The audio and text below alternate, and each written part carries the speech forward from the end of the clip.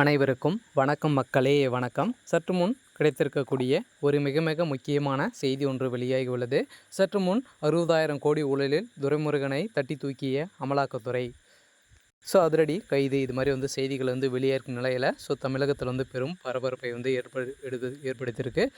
இதை பற்றி தான் இந்த வீடியோவில் நம்ம முழுமையாக பார்க்க போகிறோம். அதுக்கு முன்னாடி நம்ம சேனலுக்கு இப்போ தான் நீங்கள் முதல் முறையாக வந்திருக்கீங்க அப்படின்னா மறக்காமல் நம்மளுடைய சேனலை சப்ஸ்கிரைப் பண்ணிக்கோங்க.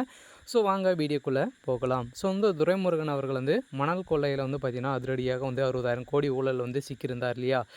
இந்த வழக்கை தான் பார்த்திங்கன்னா இது உண்மைதான் அப்படின்ற மாதிரி நிரூபணம் செஞ்சுருக்க நிலையில் தான் ஏற்கனவே திமுகவை சேர்ந்த பிரமுகர்கள் ஒரு வீடியோ வெளியிட்டிருந்த நிலையில் இவர் பார்த்திங்கன்னா மணல் கொள்ளை வழக்கில் அதிரடியாக 60,000 கோடி ஊழல் செஞ்சுருக்காரு அப்படின்ற மாதிரி திமுகவை சேர்ந்த பிரமுகரே ஒரு வீடியோ வெளியிட்ட நிலையில் அதிரடியாக துரைமுருகன் அவர்கள் கைது செய்யப்பட்டு இருந்த நிலையில் அதிரடியாக மீண்டும் பார்த்திங்கன்னா அவர் ஜாமீனிலேருந்து வெளியிருந்தார் இல்லையா. இந்த நிலையில் மீண்டும் நீதிமன்றம் அதிரடியாக தாமாக முன் அதிரடியாக இந்த வழக்கை எடுத்திருக்காங்க. இந்த வழக்கில் அதிரடியாக சிக்கியிருக்கக்கூடிய முக்கிய அமைச்சர்கள் துரைமுருகன் அவர்கள் சிக்கியிருக்காரு. இருந்தாலும் அவருடைய மகன், அவருடைய ஒய்ஃபால் அனைவருமே இதில் சம்மந்தப்பட்டிருக்காங்க.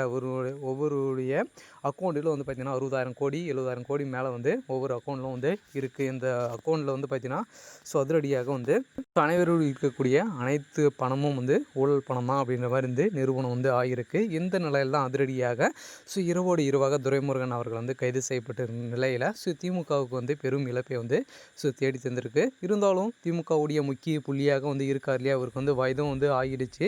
இருந்தாலும் இவர் ஏற்கனவே மணல் குவாரிகளில் அளவுக்கு அதிகமாக அரசுக்கு 60,000 கோடி இழப்பீடு செஞ்சு இவர் ஊழல் செஞ்சுருக்காரு அப்படின்ற மாதிரி தான் கேஸை ஃபைல் பண்ணியிருக்காங்க. இருந்தாலும் ஒரு ஊழல் இல்லை அப்படின்ற மாதிரி தப்பிச்சு இருக்கிற நிலையில் மீண்டும் சிக்கியிருக்காரு.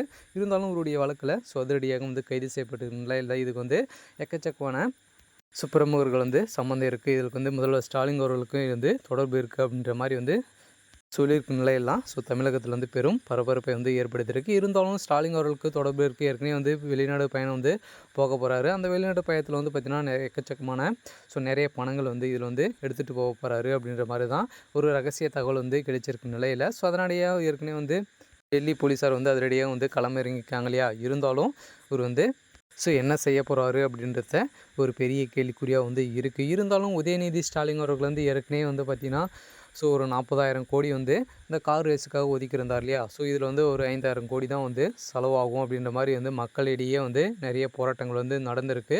இதனிடையே பார்த்திங்கன்னா 35,000 கோடி அவர் ஊழல் செஞ்சுருக்காரு அப்படின்ற மாதிரி தான் வெளிவட்டாரத்தில் பேசப்பட்டு வருகின்ற நிலையில் இந்த 30,000 கோடி 60,000 கோடி பார்த்திங்கன்னா அதிரடியாக வெளிநாடு பயணத்தில் வெளிநாடு சுவிஸ் பேங்க்கெல்லாம் இருக்குது இல்லையா. இது மாதிரி பேங்க்கில் போடுறதுக்காக தான் முதல்வர் ஸ்டாலின் அவர்கள் போக போகிறாரு அப்படின்றத மக்களிடையே நிறைய சந்தேகங்கள் ஏற்பட்டு இருக்குது. இருந்தாலும் துரைமுருகன் அவர்களை கைது செய்யப்பட்டிருக்காங்க. இருந்தாலும் இவருடைய வழக்கில் என்ன நடக்க போகுது அப்படின்றத நம்ம வெயிட் பண்ணி பார்க்கலாம். இது மாதிரி அரசியல் சார்ந்த நிகழ்வுகளை தெரிஞ்சுக்கணும் அப்படின்னா மறக்காமல் நம்மளுடைய சேனலை சப்ஸ்கிரைப் பண்ணிக்கோங்க. தேங்க்யூ.